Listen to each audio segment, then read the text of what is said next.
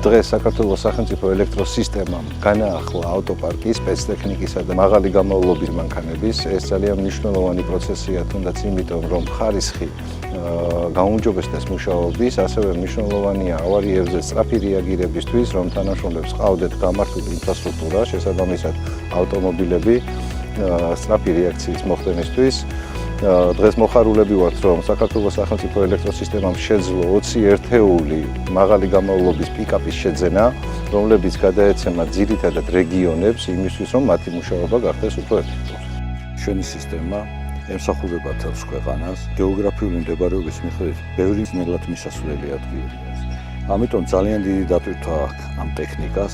აქ ამ ტექნიკის საშუალებით გადაადგილება პერსონალი, საავარიო ბრიგადები და ძალიან მნიშვნელოვანია, რომ გამართული იყოს ტექნიკა და დროულად მოხდეს სარეაბილიტაციო სამუშაოების ჩატარება და დაზიანების კერების აღმოფხვრა.